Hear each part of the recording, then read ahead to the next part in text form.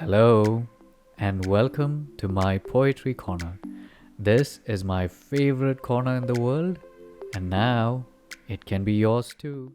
Hello, and welcome to Poetry FM 101. You are tuning in to season 2, and I'm so excited to be doing this with you.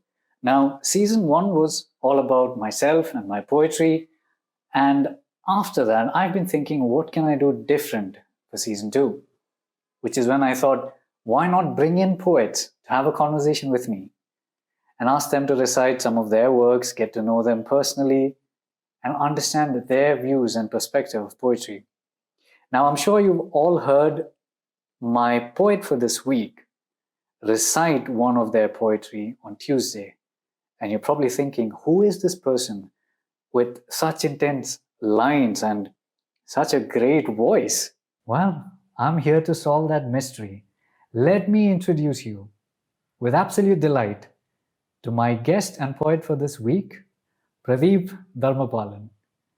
Pradeep ji, first of all, let me just say it's an absolute delight to have you here with me. I've been looking forward to doing this, and I know you traveled across states to be here with me today. So, gratitude, absolute gratitude. Now, I would love to go on, introduce you to the audience, but I think I'll leave that privilege to you. And so, take it from here. Go ahead, introduce yourself to the audience. Well, first of all, I'd also like to thank you for this opportunity. It doesn't, at least in my life, it hasn't happened too often. So, and I welcome these opportunities to discuss at least, or to answer questions, because it gives me the chance to gather my thoughts and give them some shape or form. Because in general, while going through life, one is doing this or that, and one doesn't really, sit and give structure to all one's thoughts and opinions as they flit across one's mind or before one's eyes. That said, given the way I look at life myself, I don't necessarily. I prefer to say that I write poetry rather than call myself a poet, which I suppose I can see why people do it. But I've always been conscious of the fact that we define things and then become captives of those definitions. So from that perspective, I'd rather not. I don't go around advertising the fact that I'm a poet, but I do write poetry. I do what I think is poetry, and I do like reading poetry, and I do read quite a bit. I mean, contemporary as well as older stuff. So from that perspective, yes, I guess I am a poet, and I do write poetry. I enjoy the whole business, but there is much more. None of us is actually one thing or the other. We're just not a painter or this. I mean, I do other things also. Like I do paint and I do take photographs. Again, I wouldn't call myself a photographer, or I wouldn't call myself a painter. But yeah, then I am attempting to complete a few novels. I am writing a play at the moment. So yeah, there's many things, just like everybody else. I don't think I consider myself anything extraordinary or special, but we all have our own aptitude for things and our own abilities inherent. Most of them are inherent. We probably develop them, but we don't actually give birth to them ourselves. But then again, I also am aware and acknowledge the fact that these are all opinions. These are my opinions, which can change. And everybody else has an opinion. In fact, to my mind, there are no facts in life. Everything is an opinion or a point of view. Well, that was a wonderful introduction, and I can see that you've got a lot on your plate. At least your interests are very varied. So now, since you will not call yourself a poet, let me do that for you. I will call you a poet. And we've all heard you recite one of your works on our episode on Tuesday. So yes, let's take that one step further, bring a little bit of a personal element into it. And could you recite one of your favorite poems here and now? Okay. Here again, I don't mean to quibble. I don't want to be cantankerous either or argumentative, but it's just that the finer points. I don't have favorite poems because I have quite a few. I mean, I've been prolific. I wouldn't say qualitatively, but quantitatively, at least I do write a lot of poetry. Not all of it, obviously, is sparkling gems of any kind. Shall we say one that you resonate with? Yeah, no, well, I'll read one, a fairly recent one, because I have, especially over the last 10 years, I've written quite a lot, over 3,000 poems in the last 10 years. But this one is fairly recent. Can I stop you right there? Sure. Did you say 3,000 poems in the last 10 years? Yes. Wow. No, but as I said, I'm not saying that they're all kind of works of art that are waiting to be picked up and put on, in museums or anything of that kind. It's been an output. Another feature of my output or my writing is that they're usually in the form of first drafts. It comes out. Generally they tumble out. Not this one, but generally they tumble out, and I leave them as it is. They're all these 3,000 I say are all first drafts. I haven't gone back and revised or polished them. I probably intend to at some point, but something new happened, so they get pushed back in the queue. I lost count after I did my 100th, but I haven't reached 100 yet, so I'm still in count. But 3,000 is an insane number. So maybe without making the rest of the world feel jealous about.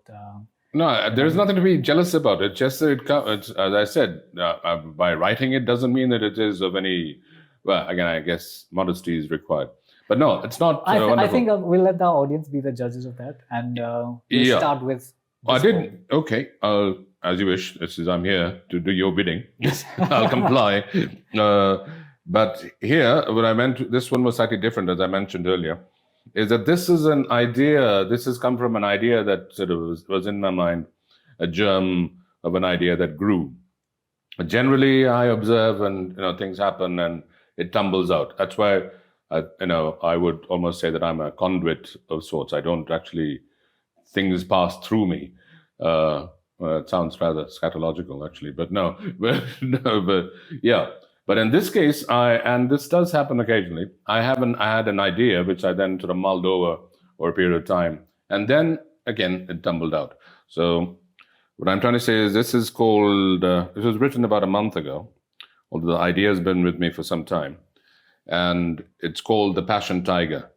The allusion is to The Thought Fox by Ted Hughes, in which he describes his process of the poet, in a process in which poetry is made or is created or comes to be, where this is a slightly different take on that very same thing. So it's called The Passion Tiger. Sleepless, yet untired, she moves, ceaselessly pacing within. Outside, the world rotates and revolves, and dusty people create din. Her casual majesty remains unseen, but her strong animal odors reek. Her movements do not suggest captivity, and her manner nothing weak. When, hidden from eyes, she springs, all fluidity, strength, and grace. No question is asked about who rules. No fool dares show a doubtful face. A fox always seeks a crevice to enter, and, with printed pages, departs. It is the word of the tiger that he takes, her passion that moves implacable hearts. The wise and loud pronouncements of the bloated elders of the tribe leave no room to consider possibilities that no textbook or manual prescribes. Fallacies fester, myths live on, men embrace their preferred lies. The passion tiger reigns supreme, perfumed smoke into nostrils rise. That's it. Well, that was very captivating. Quick question. Yes. One or two off the rounds. Do you generally find yourself moving with the rhyme scheme? Is that your poetic identity, or do you also write poems that do not rhyme? I do write poems that do not rhyme, but this happens sort of automatically, as I said. And of course, sometimes I have to resist the temptation, even when I'm, it's like things, like playing a tennis match with yourself.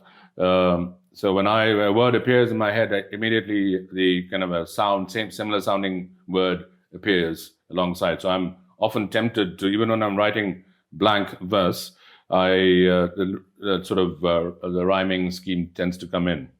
But I resist that. But there are rhythms without rhyme also. I mean, even in blank verse, there is a rhythm, or generally is. There can be, I suppose, some people can do it without it too, the more fractured kind of things you see happening. Do you find yourself having a preference between the two or the three? No, it's like children. I mean, you can have a lot of children, but you might have slight favorites, but generally you tend to be fair to all your children. So yeah, so I have postpartum depression sometimes, but but no, they're all children and they're all equal in my eyes. Wow, you definitely are a good father to your poems. Actually, I'm a mother, a bearded mother. Make a note of that, if you will. Which brings me to my second question. What was the idea behind this title, The Passion Tiger? Do you mean to say there are tigers that are not passionate? No, Okay. no. As I was saying earlier, this alludes. There's a poem by Ted Hughes, who was a poet laureate till he died in 1999. He was also known for being Sylvia Plath's husband. But yes, so he had written a poem called The Thought Fox, in which he tried to describe how a poem is born. He sits with a blank page, and then the thought fox enters the crevice, and there's the stench of fox, and then the page, he ends by saying the page is printed. In other words, the poem is born. And he seemed to suggest that it comes from outside this being or this thought, and then it comes into the brain and something happens. And then magically, mystically, the poem is born. What I'm trying to suggest here, which is just a playful counterpoint, is that the fox probably comes in from outside, the thought comes in and leaves with the printed page. But what is actually taking place is what's inside is a passion. Right. And the passion of the tiger. So thought, passion, tiger, fox, tiger. So that's a kind of counterpoint I'm trying to make here, because it is the printed page that the thought fox precipitates or makes happen is actually the result of the tiger within, the passion within, which is translated or transformed into the poem. So it's not just a thought, because in fact I believe thought is also feeling given shape and form, or more structured thought. Feeling is a thought. I don't know, I'm sure academics might dispute that or debate that point, but that's a different story. But I see it as passion. I mean, I see it, passion in a sense, perhaps that's strong, and maybe it's an overused word these days. Everyone is talking about their passion and this and passion that. And as a result, it becomes a cliche, and one becomes slightly reluctant to use such terms. But it's feeling, it's emotion. And this is what comes out. I mean, a poem without emotion is not really a poem to my mind, even if there is, but generally they tend to be full of emotion. If it's downplayed, it's still a downplaying of emotion. So there is always an element of emotion. And that, to my mind, is got a lot to do with poetry than just a thought. When you say thought, again, it's what the word implies. You consider it to be dry and Right. structured and Right. almost objective, which it cannot be. It is. So that's where the passion tiger comes in. Definitely something to think about for everyone who considers poetry. Yeah, I wouldn't spend my life thinking too. about it, but yes, as a passing thought, it might be interesting. Yes, It is interesting. And I have to ask, I love the way that you play with words, and also the depth of knowledge, and most importantly, how you leave it open-ended for people to think about. You put in a concept, and a radical concept too, and then you just leave it there. How did you come across these kind of ideas? Is it from the books that you've read, or is this just your thinking mind accepting that fox that comes in? Well, as far as leaving things open-ended is concerned, I think if we are, all of us are honest, again, this is a point of view, everything is a point of view. If we do not see things as open-ended, if we kind of speak in terms of certainty, and if we are definite about things, we are actually misleading ourselves or deluding or deceiving ourselves, because our capacity to understand things or to appreciate what's going on around us is limited. We have physical limitations, the limitations of the mind, and so on. So the information we have is limited. The means we possess to process that information is limited.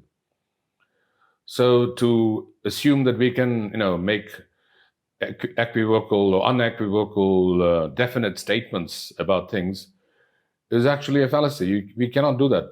Everything is, as I keep saying, it's an opinion, or at best, it's a result of speculation, or it's hypothetical in nature.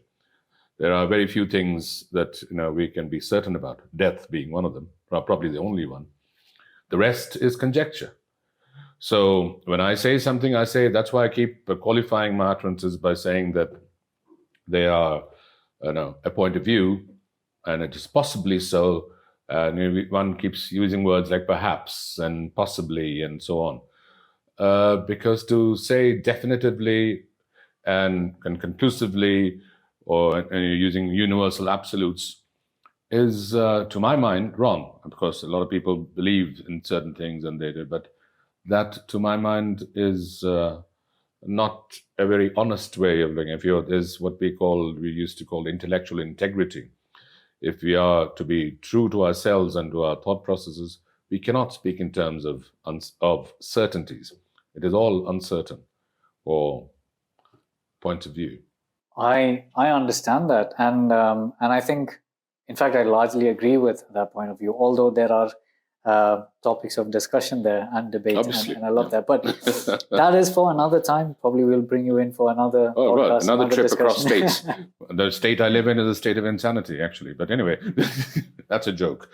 No, I get it. So now this brings me to a question that I've been wanting to ask for a long time. More so, particularly after having heard you explain the concept behind the poetry and how you go about the process, your process of arriving at poetry. Do you remember your tryst with poetry? When was the first time that you encountered it? When was the first time you wrote a poem? And how did it feel? And when did you realize that you're a poet? Oh, I'm sorry, you don't consider yourself a poet. So no, I do and I don't, yeah. Okay, so when did you realize that you can write poetry? Well, sort of in those days, this goes back. I have a scrap of paper on which I'd written some rhyme, like cat, hat, mat, that kind of thing, when I was 10 years old. So that goes back to 1971 when I was 10 years old. Yeah, so I learned early on that I could rhyme, and this is, obviously I was at school then, and we used to have fun writing little ditties, and limericks were a favorite too. And I found that I had the inherent or innate ability to string up words that rhyme. Obviously the rhythms were not all perfected at that stage. And I think because somebody else a journalist once asked me a question about this, and I discovered, to my surprise, actually, when I thought back, that it probably dates to a time when I used to read Enid Blyton's Five Findouters. That was a group called The Mystery of This and the Mystery of That, the Mystery of the Burning Cottage and Mystery of the Burnt Cottage, or whatever. And there was a character there, the leader of that group, a guy called Fatty, or Frederick Algernon Trotwell, his name was. And he also had this ability to string words together. And there was this character there, he used to kind of not get along with the village policeman who thought he was a pest and called him so. And that character, that was Mr. Goon. And Mr. Goon had a nephew called Ern or somebody, who wanted to be a poet and was struggling to write poetry. And Fatty came in and effortlessly wrote something which the other guy found greatly admirable. And it went something like this. It was about his uncle, Mr. Goon, and it ran like, and when thou speakest, people say, now did I hear a donkey bray? So I found this very delightful then. So now I found that I could write that too. So I began writing things like that and in school, and then I began to kind of parody songs and poems. I remember Lochinvar, Ivanhoe, and all these kind of things. Walter Scott's Lochinvar I did with. Some of it was rather naughty stuff as well for college and school. And there's songs like Summer Wine and Seasoned in the Sun. I won't obviously be letting your viewers hear that right here. It might be somewhat unparliamentary, but but nevertheless, yeah. So that's how it was until, and this is also a funny thing, until Facebook, which people tend to dismiss, or some people obviously tend to like it, but usually it's considered not very well, not something to be proud about, or that one engages in Facebook activity. It is seen as a less than highbrow thing to do. But yes, it's when I started posting my poems on Facebook that I discovered there were a small group of people who responded and encouraged me, that I began to write and post more things, actually almost on a daily basis, which accounts for all these 3,000 poems I was saying. It was almost a daily output. And so that led to my taking myself slightly more seriously, and buoyed by the encouragement I was getting. But till then, it was largely a solitary activity, barring these things that one read in school and college for one's classmates. But it was nothing that was put out there for the world to see. And that led me to wonder whether what I wrote was poetry at all, because who's to say what is poetry? And because any category has within it a whole range of subcategories, and things fall off the spectrum as well, on either end, or somewhere in the between as well, probably sometimes.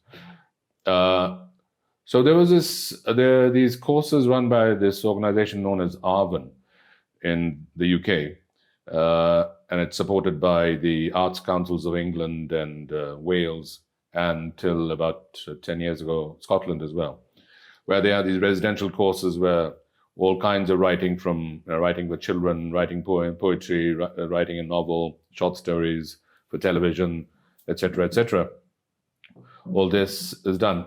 And most of these courses, 99% or more of these courses are for anybody interested in writing. But for certain poetry courses and certain prose courses, they ask for samples of writing to be submitted, and then people are selected. So I applied for a course, or to attend a course of poetry, which was led by Don Patterson, who was a very well-known Scottish poet. And I'm quite surprised that he was not made the poet laureate. It went to Simon Armitage a couple of years ago, and Carol Ann Duffy ended her self-imposed term of 10 years. So I had to submit my samples of my writing, of my work, and I was selected. So that was my first sort of, at least to my mind, a sign or a signal or an acknowledgement that what I wrote was indeed considered poetry by other people, and by people who should know, because they were in the business or by the trade. Experts in the field. Yeah. I think and that's were recognized highest people. order. Yeah. So that was a boost, and I and some of my friends have noticed a sort of qualitative change in my writing since then. Since this notion, or that one was a poet for whatever it's worth, gave a certain freedom in many ways, and I began to explore different things in different styles, and so yeah, that's what brought that change about. Wow, that's quite an exciting story of how you discovered poetry. How I discovered poetry was insane. You don't want to know. I will want to know at some point, yes. So the last episode on my podcast was a poem around this. It began with my father's shoe. It is shoe. Yeah. Okay. My father's shoe. It was a very fancy shoe. I think I had a fascination with shoes in particular. Mm-hmm. And I realized that I could write a poetry with that. Mm-hmm. But we will not get into that. So I know you do not draw black and white lines. You do not have black and white perspectives on things in life in general. You like to have it open-ended. You like to have room for debate, if you will. But I would like to ask you, what is your philosophy of poetry? I mean, I'm sure you have your, let's call it ideal. What is your philosophy of poetry, right? And what does poetry mean for you?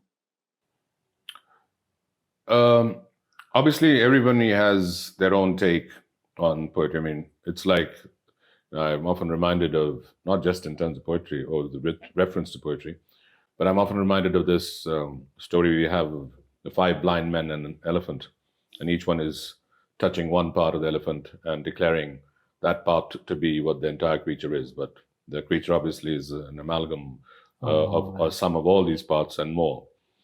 So, my perspective, to me, poetry, as I said, it is a mysterious process for me because it often, it just comes to me in my mind, a word or a sentence, and then from that, or something I see.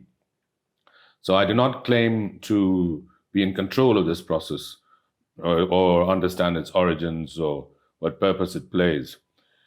But purely based on my own reactions to this and the thoughts that follow these reactions, I see it as a mystical process.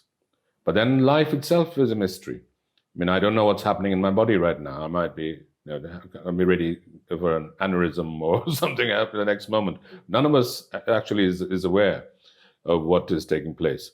And when, like, for instance, people talk about having a child. Now, the parents of a child are probably, not probably, they're definitely involved in the actual fertilization process. But what happens afterwards and that whole thing is happening within the mother, but she's not really in control of what's happening.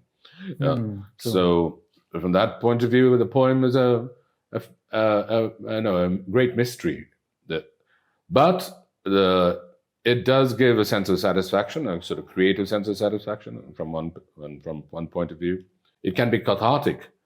And then I've often, been able to get over emotional roadblocks or bumps or bumps on the road, by actually transforming them into words and externalizing it, and that works as a But again, because of my own personal predilections and my sort of allergy to labels and pat definitions, I wouldn't so go far as to say that it is it is a mystical process. But by calling it so, it's like touching something you shouldn't touch. Something that's pure becomes impure when you touch it. So I'd rather not touch it. And that's why I stop short of saying that, this is a great mystical process. But it is. And I'd like to leave it at that, without trying to define it, which I can't obviously define it. So what I'm hearing is you're someone who would like to leave the mystery in the mystical process and accept it for what it is, rather than... Yeah, I think that's all we can do. But if we try to... it's like, an archaeologist finding a delicate piece of pottery buried in the ground. By trying to excavate it or extricate it, it'll probably crumble. Whereas if you leave it there inside, of course, it won't serve the archaeologist's purpose by doing that. But by leaving it there, you actually leave it intact. Wow. Okay. Yeah. This brings me to one question that is a surprise. This is not part of our agreed terms of podcasting contract, but it's my show. So Absolutely. How old are you? Just kidding. No, I can tell you that too. I'm not shy. No way. Really? Everywhere. Yes. Yeah. Then I do have a follow-up question. Yes. What do you do to have this voice? Is there some sort of a voice therapy that you do? Do you have a a routine? Yeah, I get up every morning and stand up on my head in a bathtub full of water until no, obviously that's not true. All right. No, this is, I'm afraid, hereditary, or it's got to do with the genes. I did not manufacture this, and I do not practice to make it what it is. It is useful, I've noticed, in many spheres, but it's not something I can take credit for or be proud of or anything, because it's not something I work to achieve. It's just something. Yeah, but it is useful. But I don't let it go to my head though, because that could get in the way of things. I'm sure it would have worked wonders with poetry. It does help. It does help. And with the women too, I'm guessing. It does help. Yes, it does help. Does. All right. Shall we move on to something quick and fun? Yes. Rapid fire questions. Rapid fire questions. Are you ready? Always. Salad or dessert? No thinking. Actually, both. No, you have to choose. I have to choose. Okay, desserts. Although salads are probably more healthy, but then who cares? Desserts. All right. Poetry or fame and money? Choose. No thinking. Poetry. Poetry. Really? Yeah, because it hasn't worked till now, so why bother about it? Well, you heard it from the man himself. Poetry over fame and money. Love or luxury? No Luxury. For someone who's a poet, you choosing luxury, that's a bit ironic. Well, love is a luxury.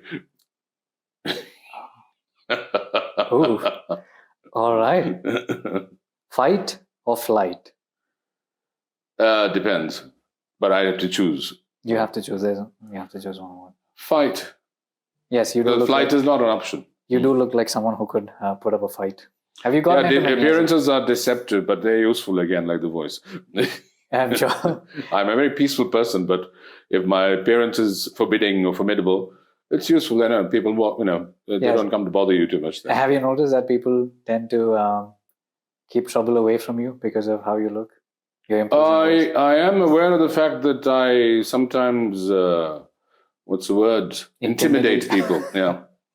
It is not intentional, but occasionally I do use it, and in some occasions, on some occasions it is useful. Yeah, to kind of diffuse situations before they become a more incendiary. Yeah. Lastly, yes. How many women have you impressed with poetry? I'm not into keeping records. All right. But that I take it that you have impressed a lot. Yeah, more than one, shall we say. That is good enough. Let us leave it at that. Yes. And not just the women, but you impressed, I'm sure, the entire audience. I've absolutely been impressed with this whole process. I'm flattered. Pradeep, thank you so much. Thank you very much Pleasure indeed. to have you here. My pleasure. And any final words for the audience? I think there's enough. You can remind them to follow my show if you'd like. Yeah, of course. I mean, that's the very fact that they're here and watching your show means that they will be encouraged to do so more. And there'll be probably many more interesting people coming here and sharing their points of view. As for last words to the audience, frankly, I feel that there's enough of this so-called knowledge sharing and wisdom sharing going on these days, especially post-pandemic.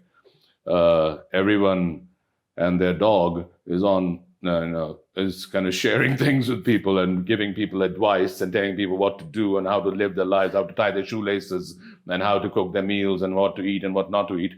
So I think you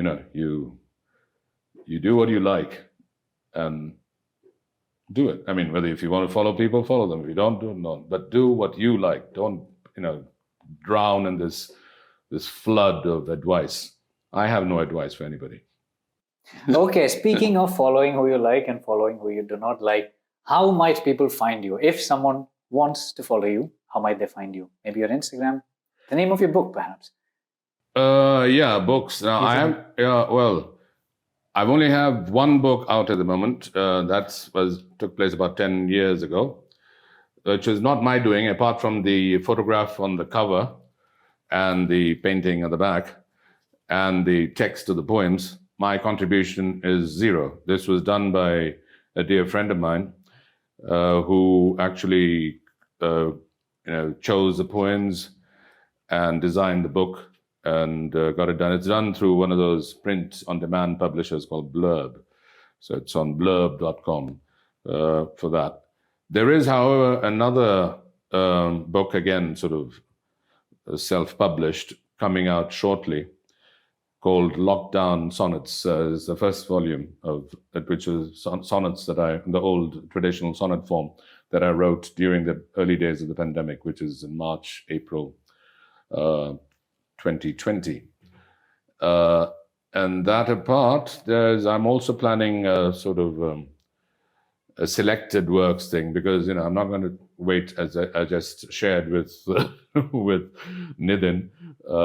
One is not exactly a spring chicken, so I thought it's time that I put some things together just to give it to my friends and for myself. That'd be another one. So I'm planning a second or two more in the next few months.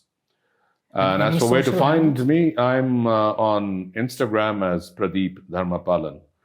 And there too, initially it was mostly my photographs and some printed poems. But of late, again, at the behest of some friends and well-wishers, I've begun posting reels of my poetry. So that's one place that I am visible. Otherwise, I can be contacted on my email address, I guess, if you want. Yeah. But no, if you want to see my work, it's probably on Instagram. I will be leaving a link to Pradeep's Instagram profile and his email address for those of you who really want it. Yeah, but it's always good to have feedback. That's one of the reasons, it's good to know things. Well, that's it. You heard it from the man himself, and we will be back again next week with another guest, another poet, and a lot more poetry. And until then, here's Pradeep Dharmapalan once again. Thank you so much. Thank you very much indeed. Thank you. Appreciate it. Yeah. Closing it for the day.